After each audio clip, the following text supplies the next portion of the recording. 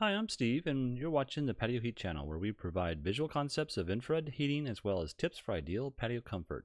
Check out our patioheat.com website for sales and more information. Please tap that like button if you find this video useful, as it helps others find our channel.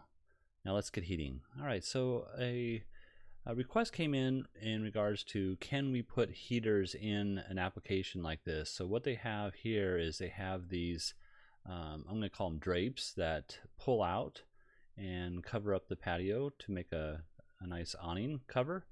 And they wanted to know if there was the ability to put heaters underneath something like this, and still meet the clearances and safety issues that they might arise. So yeah, you can do that. Let me just go ahead and show you some of the dimensions that I have here. So I have this basically at about 40 feet long, 20 feet deep, about 8 feet tall. I have my outer frame at 1 foot, and then inner frame at 6 inches, and then 6 feet apart from each other. And then I have the drape coming down from the top edge here to 12 inches, and I think that's about it. So what I did over here is, first of all, these are slimline units, 4,000 watt units. That's the hottest unit you could put in as far as the slimline is concerned.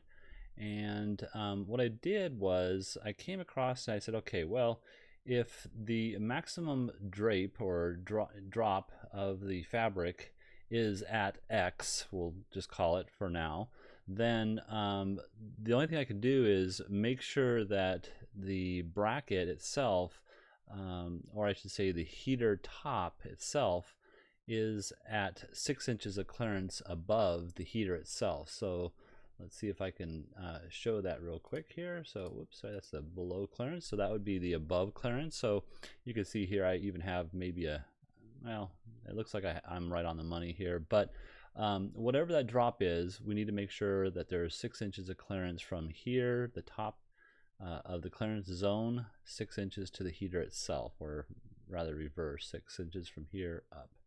And then it also needs to be 6 inches all the way around, so that would be 6 from here, and then 6 inches all the way around to that center point, and then 6 inches all the way around here, and then also 6 inches around this edge here to this outer edge here. So this would be 6 all the way up and around.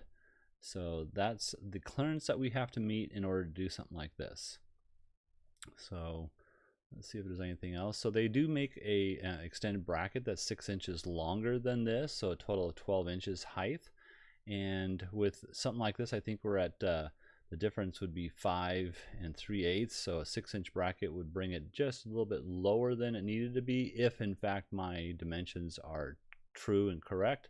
Your dimensions might be different, so you might have to put an extender on there in order to allow it to drop a little bit further. Or you can, if it's not as low, then you can maybe go with the there's a 4-inch extended bracket, and 2, 4, and a 6-inch extended bracket. So based on that information, you can choose what bracket, or come up with your own custom bracket, or even put it on a chain. You can take away this bracket itself, put it on a chain on each side, and that would hold this heater, which is less than 16 pounds here. So that would not be an issue. But in any case, I have several units up here, and I'm not sure where they would want to have their heaters placed based on the seating arrangement. I know there's a seating arrangement here and a seating arrangement over here, but you can see if I chose this outer edge here, then we would have to deal with the heater coming down a little bit further. I'm not quite sure that would be acceptable or not.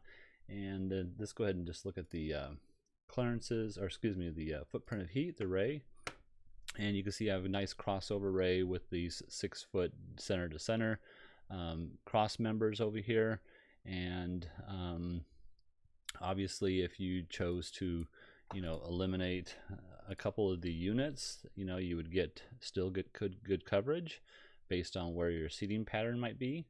And also, if we were to eliminate say all of these, and then move these over to the center, which would be about there, then you can see that our footprint of heat would be, a little bit less, but might be acceptable for their seating arrangement. All right, so yeah, it can be done, and again, we just have to make sure that we're meeting all clearances, and there we go.